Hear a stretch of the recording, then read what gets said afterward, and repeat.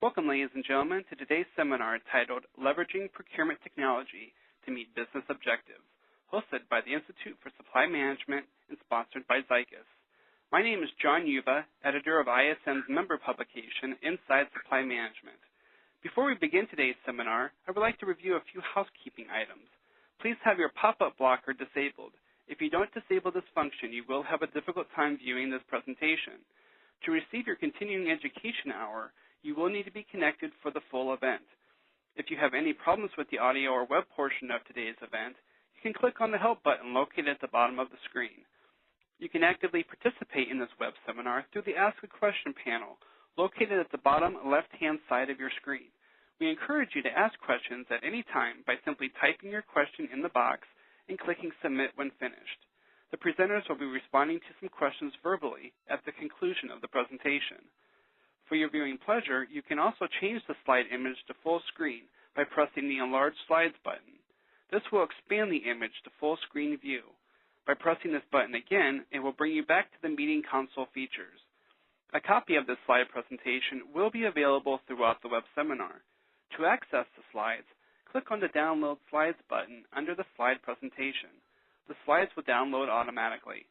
The slide presentation and archived recording of today's web seminar will be available at ISM's website no later than 2 weeks after this web event. Now let's turn our attention to today's program. Today's seminar will focus on a number of areas, including understanding spend details, making sense of patterns, and identifying savings opportunities beyond the obvious spend categories, building support for new initiatives with leadership and managing end-user behavior, calculating the cost of non-compliance and driving compliance through factual data, creating new competitive advantages through identification of new sources of supply and well-negotiated contracts. Our presenters today are Stephen Mack and James Thomas. Steve is the Director of Procurement Services at the University of Missouri System. He has been in higher education purchasing since 1982 and an active participant in the National Assessment of Educational Progress, NAEP, since 1984. Steve's purchasing experience includes service at Brigham Young University, Ricks College, the University of Oklahoma, and the University of Arizona. James is a manager in strategic marketing at Zycus. As part of his role in the company, James is responsible for content development, social media marketing, as well as branding and influencer relations. I'd now like to welcome James.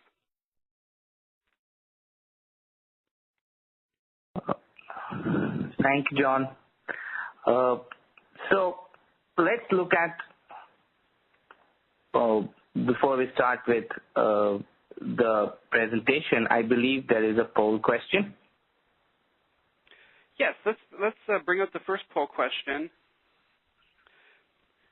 And the question is, which of the areas do you foresee procurement technology playing a role within your organization? There's a number of choices, including increasing visibility, increasing compliance, collaboration with suppliers, or collaboration with internal stakeholders, or all of the above. Please give us your feedback today by clicking on the box that applies. Remember to hit the Submit button to ensure your response is tabulated.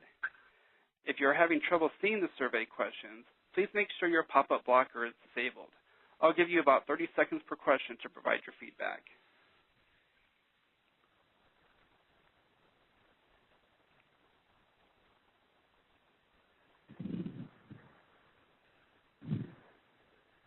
And obviously, this is a good question to lead into the entire presentation to get a good feeling for what our attendees are experiencing in their technology areas.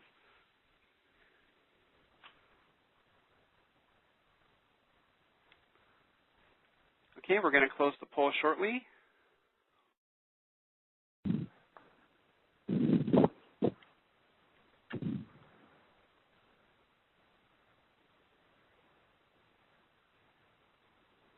Okay, let's see the results here.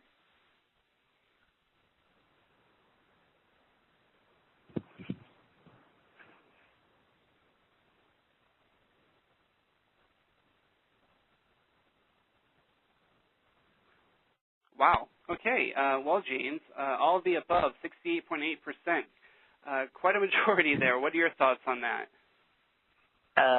That is absolutely not at all surprising, John. And this exactly is, how I would like to, start my portion of the presentation where, we want to talk about how, we've witnessed and most of us have actually been there and experienced the evolution of the procurement function, beyond just being the front line, facing suppliers, trying to control costs, to, becoming the heart or at the heart of any high-performing business. And by a high-performing business, I want to give a couple of examples. At Zycus, we, have a couple of our customers who are like saving close to $230 million or $300 million a year simply by streamlining the procurement functions.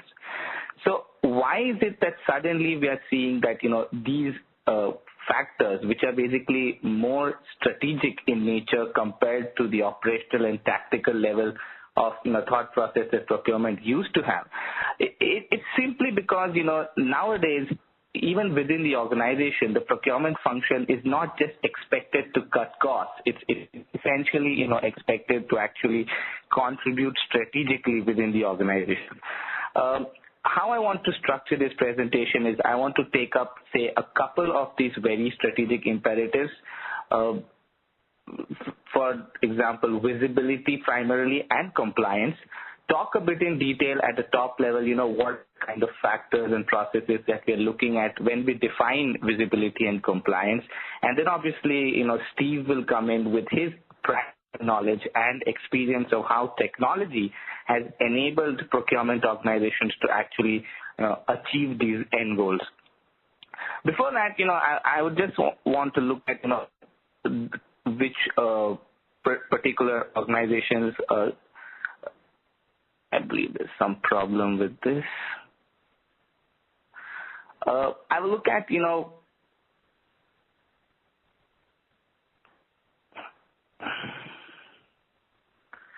what are the primary areas that we are looking at in terms of achieving strategic imperatives.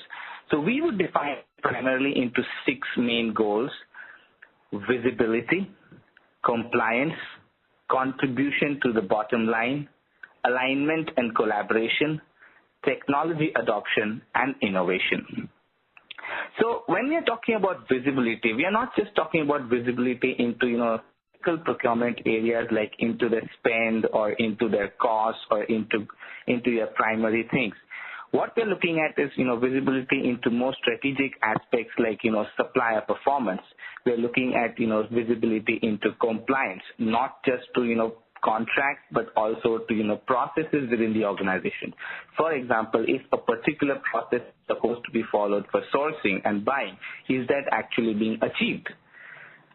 Visibility leads into compliance to contracts. How much percentage of your contracted suppliers are actually being utilized, or how much of your contracts are being utilized? How much of maverick spending is happening within the organization? If there is a particular process for buying, how much percentage of the organization is actually going ahead and buying according to that process? Contribution to the bottom line. It's all well and good to say that the procurement function has been responsible for achieving, say, X percentage of savings. But procurement's responsibility now extends to going beyond and communicating this in the language that finance understands, in a language that is actually visible in balance sheets, in profit and loss statements. So contribution to the bottom line is not just, like 5% or 15% or 20% on a category. It's how I'm able to actually represent that data. Which brings me to the next point, which is, aligning and collaborating both with internal functions as well as, suppliers and other stakeholders outside the organization. Procurement is now expected to collaborate with the research and development team. Procurement is expected to collaborate with finance. Procurement is expected to collaborate with product innovation, product management, and of course, collaborating with suppliers, developing process that not only benefit your organization, but also helps your suppliers to grow. And finally, this is something which, procurement is not generally known for, is, actually driving innovation within the organization by the utilization of technology, and which is what is going to be a primary factor of discussion today. Procurement needs to identify technology which will streamline processes. Technology needs to identify processes which are going to streamline things that have been constantly been done in a manner which are not efficient. So, for example, any spend management situation. For example, if you look at, say, identifying technology which helps them represent savings data better to finance, how can that be done? So you, as procurement professionals, need to go out and beyond what is currently the factors which we have already been doing, to go beyond to those areas where you can actually innovate and contribute more strategically to the organization. Here, I will discuss in detail about two primary of these imperatives, because Steve will be able to provide a more practical side of these two imperatives as well, that is visibility and compliance. So I'll go now first to visibility.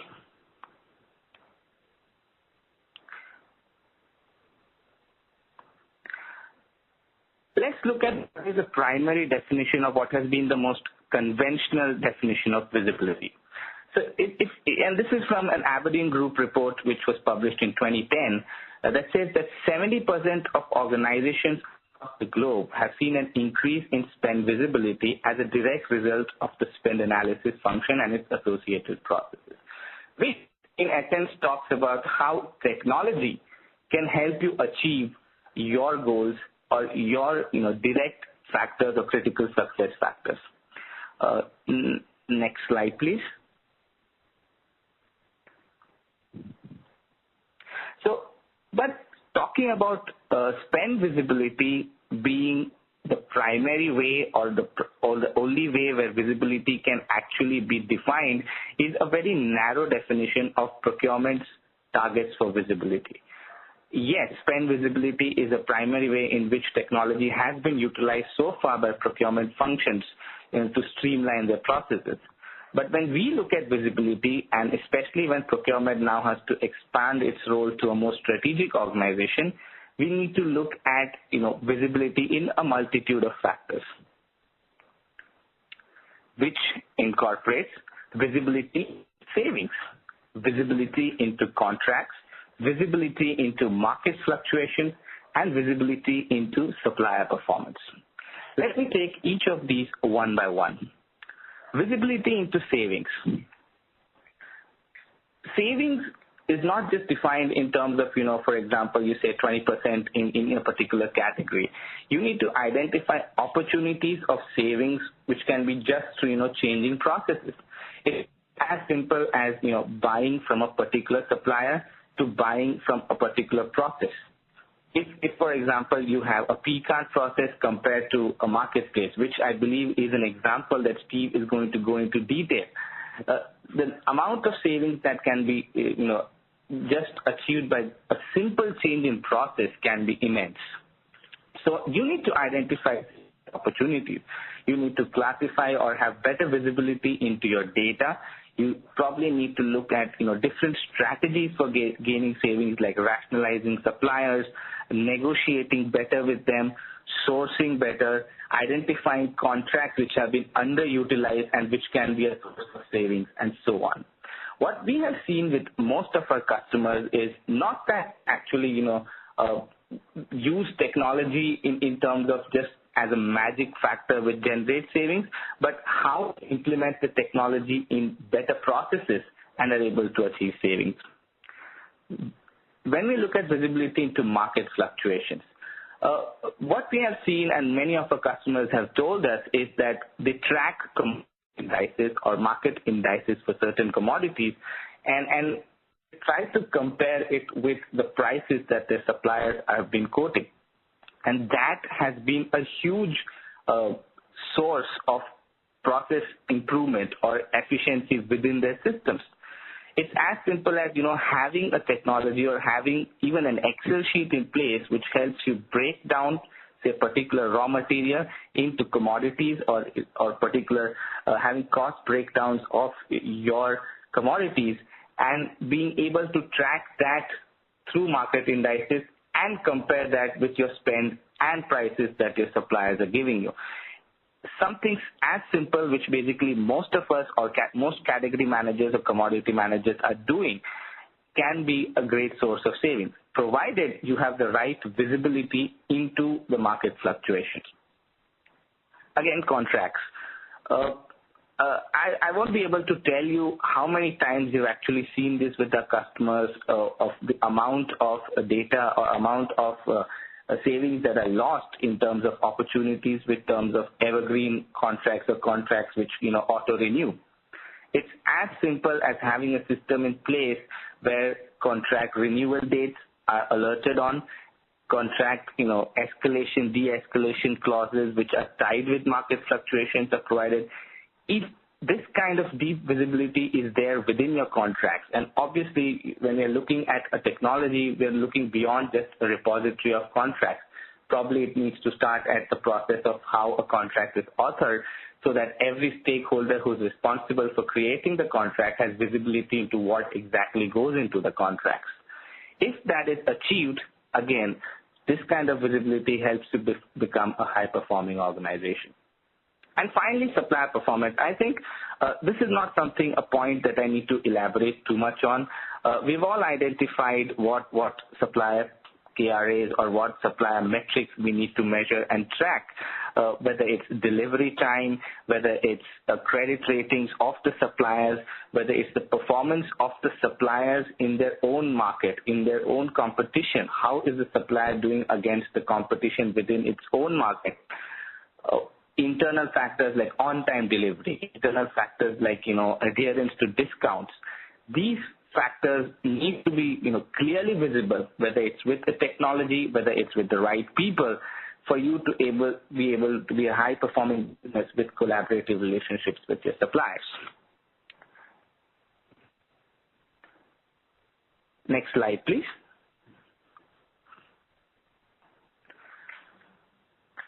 Now that we've actually looked at visibility, let's look at another very important strategic imperative, which is compliance.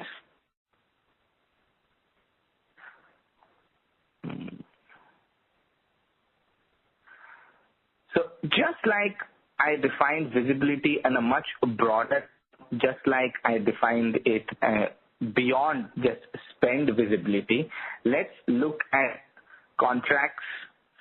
Let's look at compliance beyond our basic contract compliance, which is what most organizations look at when they're looking to compliance. I believe they're on the wrong slide.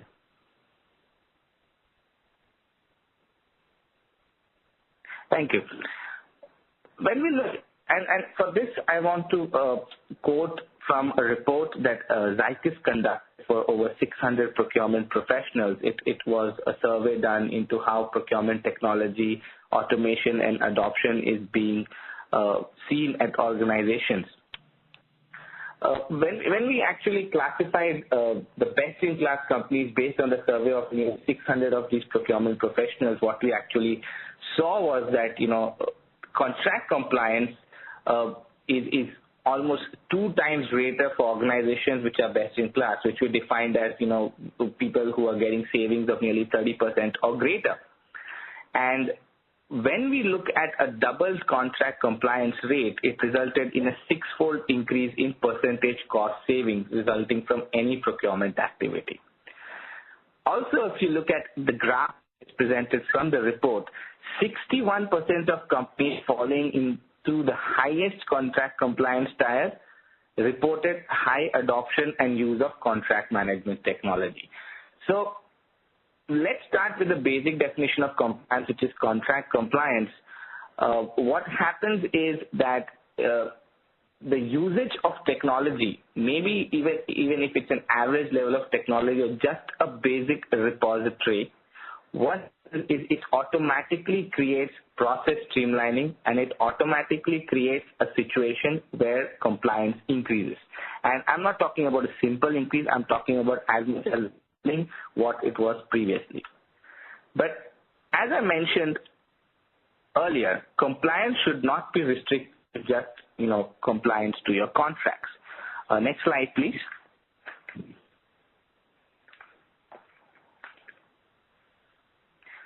When we're looking at procurement being a more strategic partner in the business, strategic contributor to the business, obviously you need compliance to your contract, but what primarily needs to be done is compliance to processes.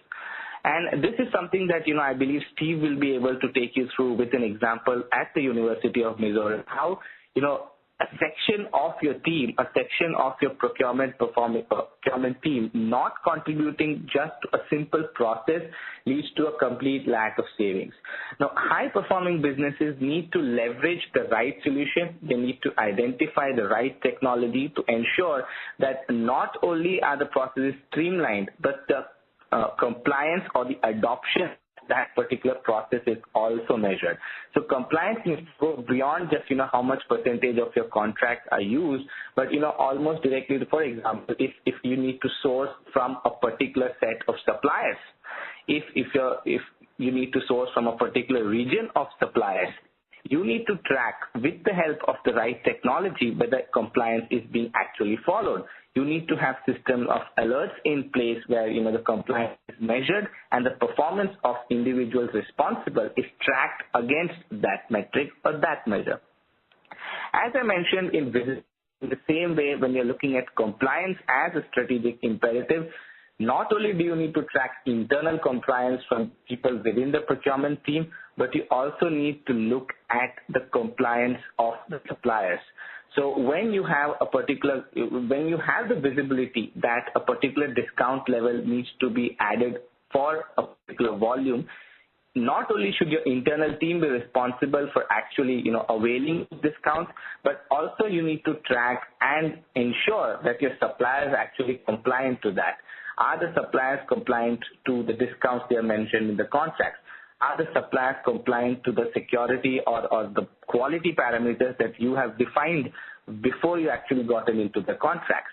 These need to be, visibility is all good and fine, but you need to also look at how technology can help you drive compliance within the organization.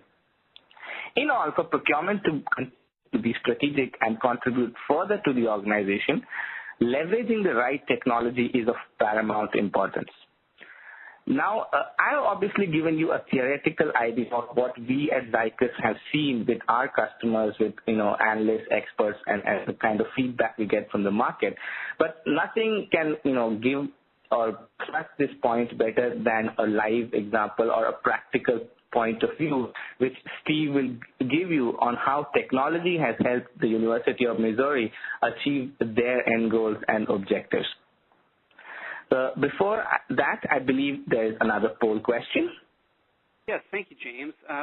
For our second poll question, which is not the first stubborn poll question, but our second one, the question is, what are the major reasons for noncompliance to contracts within your organization? And the choices are lack of systems and processes to track compliance, resistance to change, lack of adoption of new technology, or others. So just take a few moments to click on the one that most applies, and please remember to click the Submit button to have your response tallied with the poll results. If you're continuing to have trouble seeing the survey questions, please make sure your pop-up blocker is disabled as well. And we'll give everyone just a few moments to make their selection before we close the poll.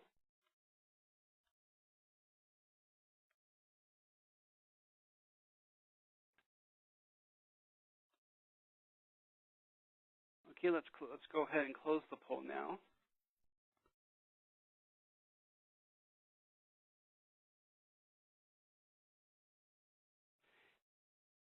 And James, I'll have you comment briefly on the results once those come up.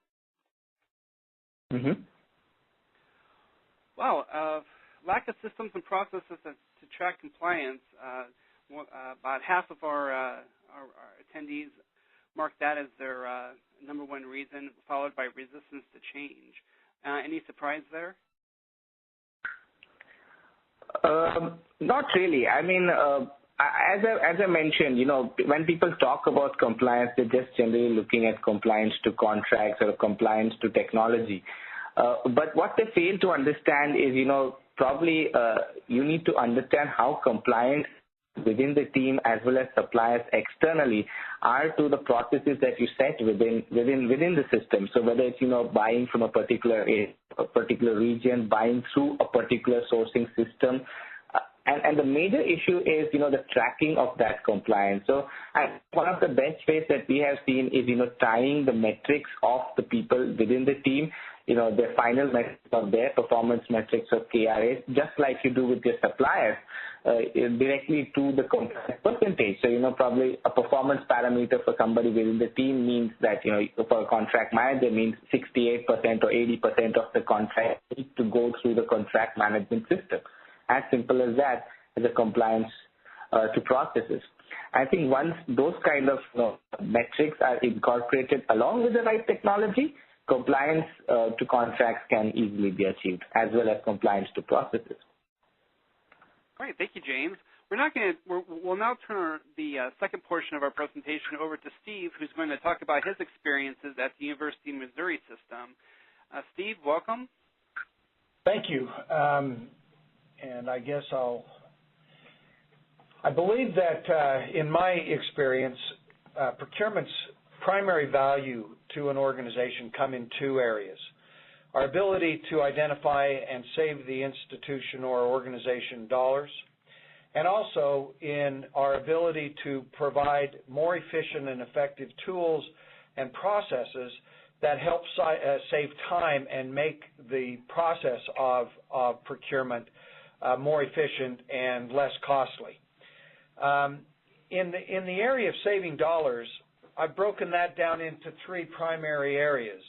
One is the ability to identify opportunities for new contract creation. The second would be on looking at existing contracts and finding ways that you can improve those contracts, and also in being able to rationalize your contracts. And I'll talk a little bit more about that as we move forward. And then the third area is in driving compliance to the existing contracts. You can have the best contracts in the world, but if people aren't using them, then they're of little value to the company in capturing savings for your organization. I'm going to primarily focus my examples and conversation today on the saving dollars piece, but we'll spend a little bit of time on the process efficiencies toward the end of the presentation.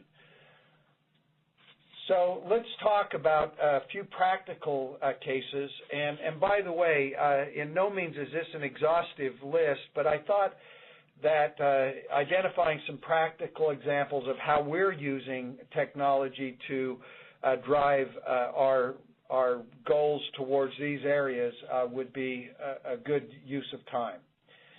So the first one, we just established a strategic relationship with a large document company for the purposes of identifying opportunities and capturing the ability to make savings out of those.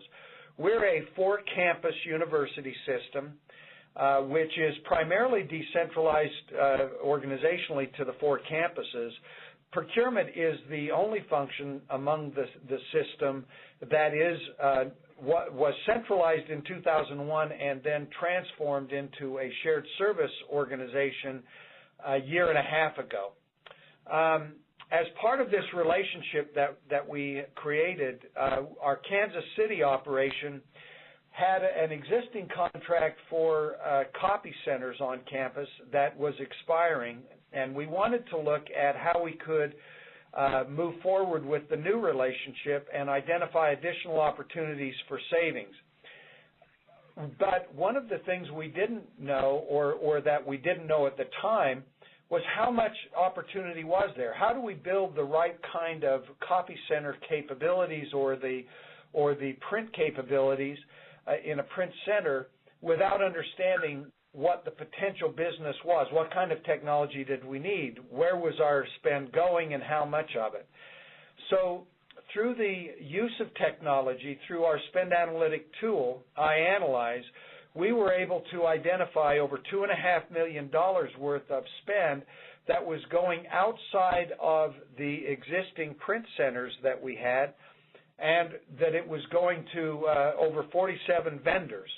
And what this allowed for us to do is to dive into the details and understand what was being purchased from these vendors, and again, how much volume was going to them, so that as we built a solution, we could incorporate those needs into the solution. The solution that has been proposed and presented and is getting ready to be implemented will be able to save us between 20 and 25% of the cost of print. And that comes in both capturing that volume and putting it in-house instead of it going to what we would consider maverick vendors on the outside, these 47 vendors, but also is reducing the actual cost per page by increasing volumes through a single print center. Another example of how we have are saving dollars or identifying dollars to be saved through technology is in our hospital system here in Columbia. They had determined to adopt a managed print services solution with this same partner. But in the current state, the cost associated with document and print was the budgets for those were all decentralized.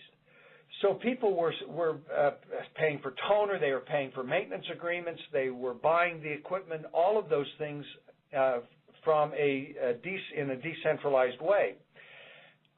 They were able to capture the spend data for what they spent on devices, how many devices we had, but in order to have a centrally managed and centrally funded managed print services, it was imperative for them to understand how much were we spending on toner.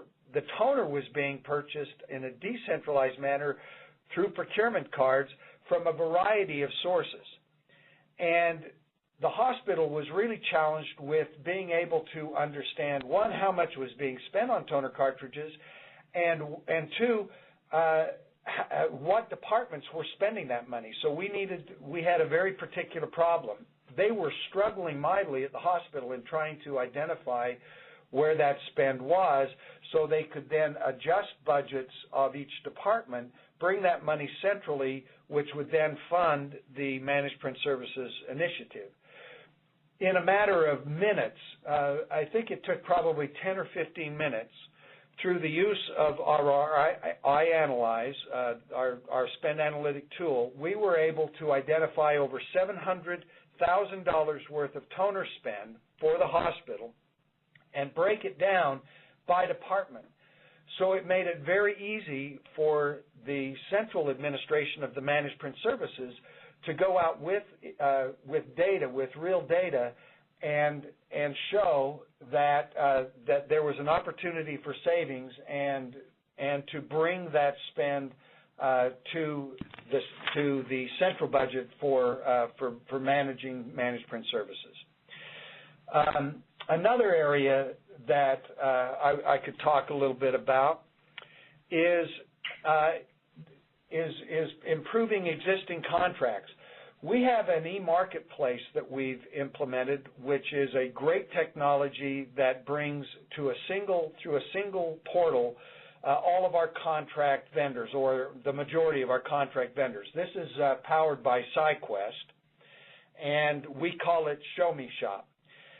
But for example, there are 5 different suppliers within our Show Me Shop that have toner cartridges available for purchase, and with vastly differing pricing from each one. So one of the things that we're working towards in using our technology tools is the ability to understand that variance of price from one vendor to another, and finding ways that we can either make more consistent the prices made available to the lowest common denominator, so we're getting the best price from multiple suppliers, or that we eliminate those commodities where a particular supplier in our marketplace is non-competitive. And another opportunity that exists that technology brings is the ability to rationalize or to direct our customers to a vendor that has the best prices available. The other is that if we can, as we begin to be able to understand our spend in detail with our contract providers and what in particular we're buying, we're going to have the ability to work with those partner suppliers and drive the cost down on those particular items that we spend the most of. An example of that is shown in this graph where we did an analysis of a couple of suppliers in our Show Me Shop for the very same item and showing the variances that can occur from one supplier to another within our, and both contracted, both with discounts, but still there's an opportunity to generate additional savings by smoothing out these differences and either eliminating one of the suppliers or in assuring that both suppliers are giving us a consistent price. Another important area of driving savings is in generating compliance. And one of the things, and this was kind of mentioned in the poll, is visibility into compliance and having tools that show who is compliant and giving you sufficient detail into compliance so that you have actionable data is critically important. I know that when before we had these tools available to us, I would often meet with our end user customers in outreach meetings and would go into a real logical explanation as to why they should be using our contracts and why they should be using the tools that we had in place with them. And I was facing an emotional argument back, and I'm sure that many of you have heard the same arguments. Well, yeah, but if I go out and if I shop for office supplies every time, I can always save $5. I can always beat your contract. I can find a better price. And when the argument is emotional, I was finding that in many cases the dean of a college gave a lot more credence to an administrative assistant in that college when they made their emotional argument than they would for me making my logical argument that in fact they were spending more money than they needed to by that kind of behaviors. Well, through the use of technology, we now have the ability to go out and to identify who is being compliant or not compliant. And the chart that is on the slide right now is showing that for Fisher Scientific, for example, what departments are using their P card to purchase from that vendor as opposed to using our Show Me Shop or our e-procurement tool. With this kind of data in hand, we're able to go into the department and make a compelling case to them as to what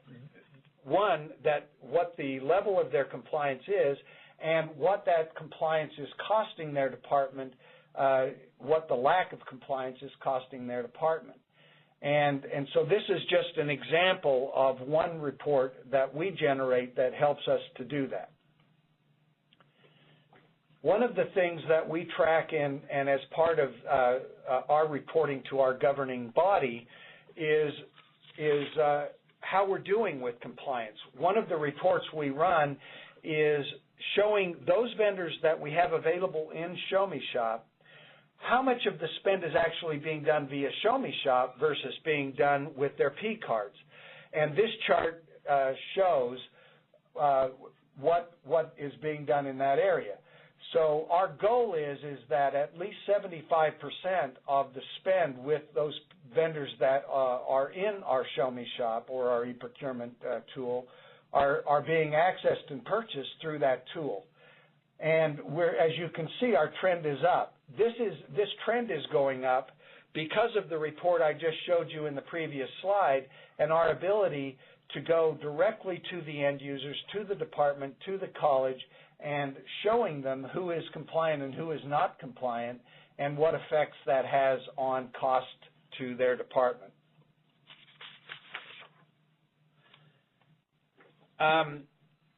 Before we had technology implementation, we ran reports and found that we had an opportunity in Maverick spend. We were spending $5.2 million with vendors that we had no contracts. Most of that spend was being done with procurement cards, and national studies would indicate that procurement card cost, the transaction costs of that is $20. Now, that's significantly lower than having purchase order process costs, which is why a lot of us adopted robust procurement card programs, is to drive the cost out of the transaction. What was lost in that is that all of a sudden we had a lot of small dollar spend that accumulated into a large amount of spend that was being done by P cards, and we had no contracts for it, and there was a significant opportunity to drive that to contracts. With the adoption of an e-procurement or marketplace tool available, we can dramatically reduce that cost, and the spend is purchased with vendors who we have contracts with, so it becomes managed spend. After we were able to utilize the technology, we were able to identify opportunities to drive much more of that spend to contracts, and we're able to not only understand that people are buying through vendors that we have contracts with, or that they're using the right tool to make that purchase, but also we have the ability to understand, for example, that in Columbia, we have almost $1 million of spend that is going to a completely non-contract vendor for office supplies. We know who that spend is going with, who's doing it. We know what they're purchasing, and it gives us much more information for the ability to show the effects of that behavior and drive more compliance to the contracts. As well as we did a cost analysis study of our e-procurement tool, and what we found was the average cost of our e-procurement tool processing was $7 compared to $20 for a procurement card transaction. So if you take the number of transactions that we've placed through our e-marketplace, over 49,000, almost 50,000 transactions in the last fiscal year, at an average savings of $13 per transaction from P-card, comparing P-card transaction costs to the Show Me Shop or our e-procurement marketplace costs, that's a savings of $648,000 that have been identified and saved by the institution by driving them to a more efficient tool in the marketplace. One of the other areas that we've been able to identify opportunities through technology use is, in the past, when we were trying to identify Maverick spend before we had technology capabilities, we would have to, through our PeopleSoft tool, we would say, okay, here's our Staples, our office supply contract provider. Now, what vendors do we buy office supplies, or what other vendors can supply office supply products, and identify those vendors, create a list, and then go out through PeopleSoft and said, how much did we spend with Office Depot? How much did we spend with this and this and this and this company? And that was as sophisticated as we could get with what our Maverick spend was. What we were able to do as we adopted the iAnalyze tool is the ability now to go out and say, okay, what are those commodities that make up our office supply spend? And once we identified what those UNSPSC codes were, we now run reports that show any vendor where we buy those UNSPSC codes that are not contracted vendors, and we have a much more accurate analysis of what is Maverick spend. And there's two charts. This was Maverick spend before technology, and what we had, and then what we showed is Maverick spend after the use of technology implementation. What we found is that the data that we were using to actually define Maverick spend was much more accurate and much more definitive, which then had much more power and influence as we were going out and bringing this information to our end users. And the other is that we were able to much more accurately reflect whether we were making improvement on reducing Maverick spend or not.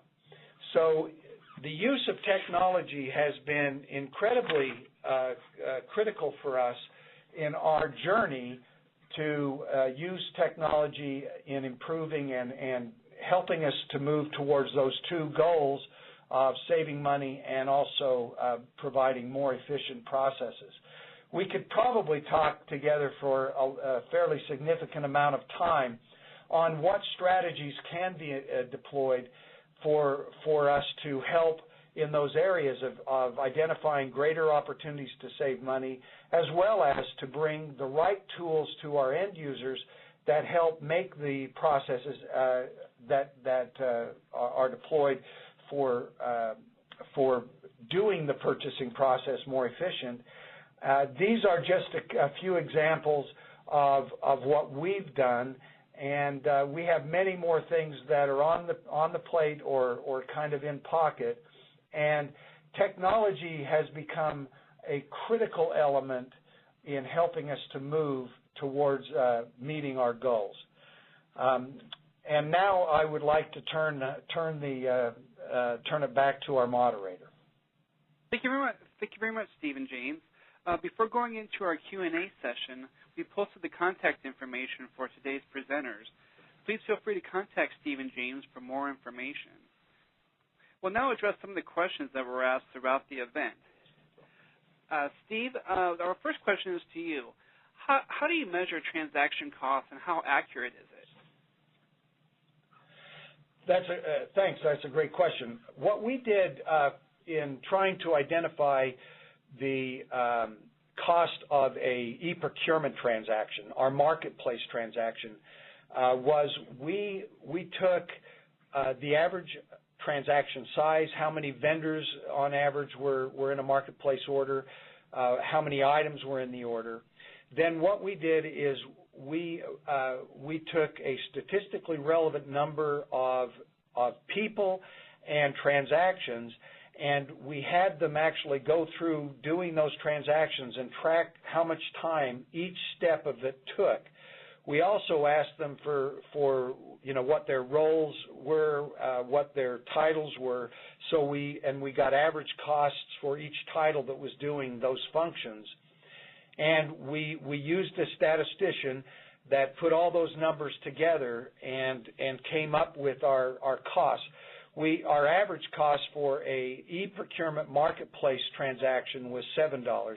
It went as low as $4 for high end users, people that were in there using the tool all the time, and was as low as $10 for a very low end user, a very non-power user, somebody that used the tool maybe once or twice a month. So that's where we got the $7 cost for our e-procurement marketplace. There's lots of studies out there that do e-procurement, but what we found is that could be anything from e-requisition to the tools associated with central procurement, and the processes that are done there electronically. But we wanted to narrow the focus down to what it cost actually for our e-marketplace costs. The other costs come from Aberdeen and Gartner and those where we came on. There's lots of studies that show the average transaction cost of P-card and of purchase order costs. Here's another question. How do you get the spend accurately coded into the right commodity codes?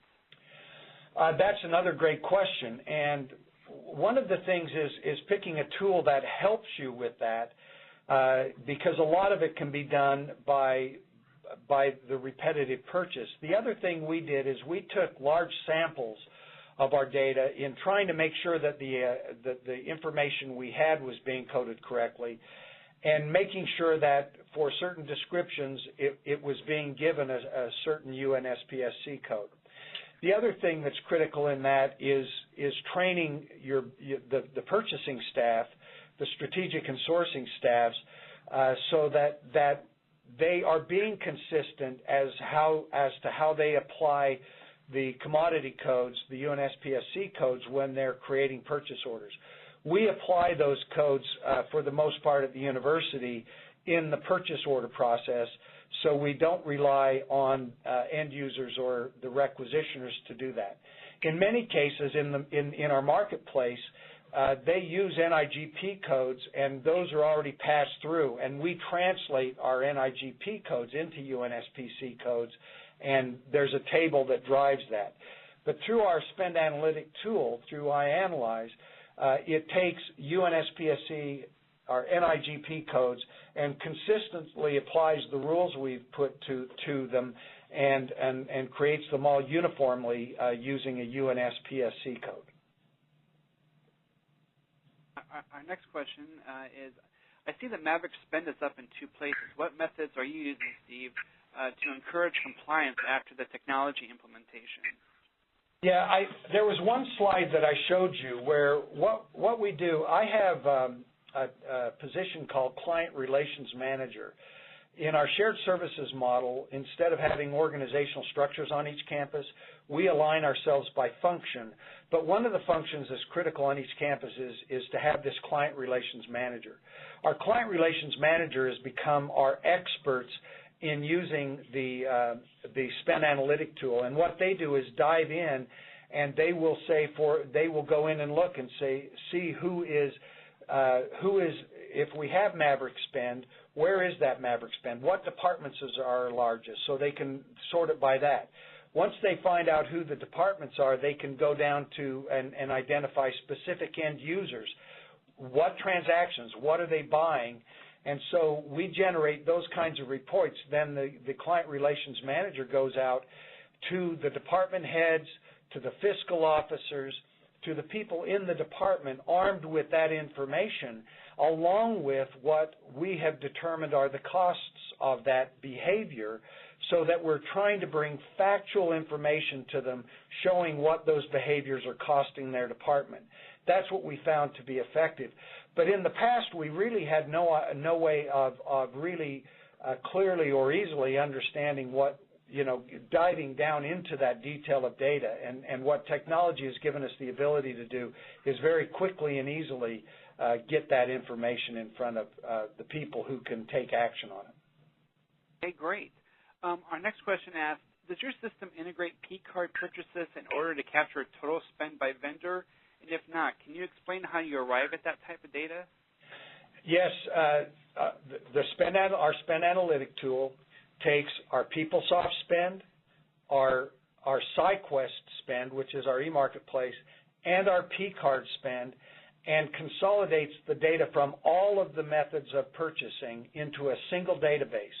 It also normalizes all of our vendors. We only had the capability and time to normalize only our very top vendors because it was such a time-consuming and difficult thing. We had one full-time person, a data analyst, working in procurement that would do that, but he could only focus energy on maybe 10 vendors to normalize them. Now we have the ability that is done for every single vendor in the database, and it moved our database, our vendor base, I think unnormalized, it's well over 40,000 vendors. It's high in higher education, by the way, so if you're in an industry, it'll be much higher than numbers you're used to seeing as your vendor database. But it normalized that down to less than 20,000 vendors because of the technology. And it does that. All of that is done automatically. All we do is upload the data once a quarter into the tool. It normalizes all the data. It puts all the data into consistent rules. And I think our confidence level in the data being accurately classified right now is well over 80%. I think we're close to 90% confident that the data that we're getting out of our spend analytic tool is accurate. Okay. For our next question, once you have the facts related to the cost of noncompliance, how do you use that information to change behaviors? What I found, before I had the technology, I was pretty good, I would say, as a persuader, and so most of it was done through persuasion, through making logical arguments.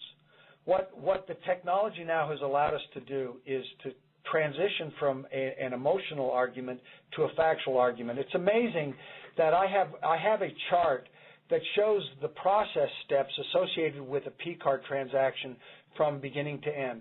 We build also then the process chart for a Show Me Shop order from end to end, and it eliminated, the Show Me Shop order process eliminated over 11 steps from P-card. When someone says, well, it's a lot more challenging to use Show Me Shop than it is P-card, which is a primary argument we would get, I now produce a chart that shows factually that to be inaccurate. And it's amazing how the arguments that would go on, and you would never win, all of a sudden completely go away because you're presenting them with facts. Another big motivator of behavior is that we would take specific transactions, P-card transactions, identify the specific items that were purchased, do that over a population of those items, and then compare what someone was paying in a population of transactions with a Maverick vendor compared to what they would have paid if they had done that with a contract vendor. And the least amount that we've been able to show factually was a 13% savings, and it's gone as high as 35 to 40% savings by using our contracted vendors. So now when the argument comes, you know, Quill gives me a better price than Staples. Now we can show factually that is in fact costing them 12 or 13% higher when you take all of that spend, and that's what we've used is in making the argument. Facts work so much stronger than emotion or a logical argument. Okay. This question, wouldn't you have further savings by shopping around even if you had a contract? And as an example, buying all your copy paper from Costco would be cheaper than purchasing it through Staples, even though you have a contract with Staples. That is probably one of the most common misnomers or inaccurate, because what often happens is people only take one part of the total cost into their consideration, and that's the actual cost of the product. And what has to be considered is how much time does it take. With Costco, you have to go pick it up. You have to get in the car and drive over there, and you have to pick it up. And what quantities are you picking up? And how often are you doing that behavior? And what is the process for acquisition? Are you using a P-card? Do you have to generate a purchase order? And most of the times when people make that argument, they're making that argument with just what the cost of the product is. They also are taking into consideration a retail mentality versus a strategic mentality. So, yeah, if I go find an end cap product price, I may be able to get a better price, but I can assure you that no one walking in off the street on a day-to-day, day-in and day-out basis is coming from our university, going to Costco, buying the paper at Costco nearly as inexpensively as when we have leveraged $3 or $4 million or more of copy purchases for a year and made a contract for that product, leveraging volume spend as opposed to going to a Costco or looking every time to make that purchase. And when we did another study very quickly where we said, go shopping like the normal people do, where they want to have that thing, they're going to go shop every order. It would take on an average of a half an hour of their time to do that, where a Show Me Shop order took less than 10 minutes. And in other cases, when they were shopping 3 and 4 online places, it would take 35, 40 minutes. If you take their salary times that time, and it would take a significant amount of savings on the product price to offset that cost. Those are great points, Steve. Thank you to our presenters and to our audience for their great questions. Attendees of today's event will receive an email from ISM within 10 working days with links to your continuing education hour certificate, questions posed to the presenters by today's attendees, the entire presentation in a PDF format, and the archived interactive recording of today's event. Keep in mind that the answers to today's Q&A will not be immediately available. You will want to save this link to check back for the results. They should be available within 14 business days. To retrieve your CEH certificate, slides of the presentation, and Q&A, you must be logged into ISM's website. You can either create a new username and password or use an existing one. Log in on ISM's homepage at www.ism.ws at the top right-hand side of the page under Login. Once logged in, the link sent in the ISM post-event email will enable you to retrieve your documents. Save your ISM username and password for future events.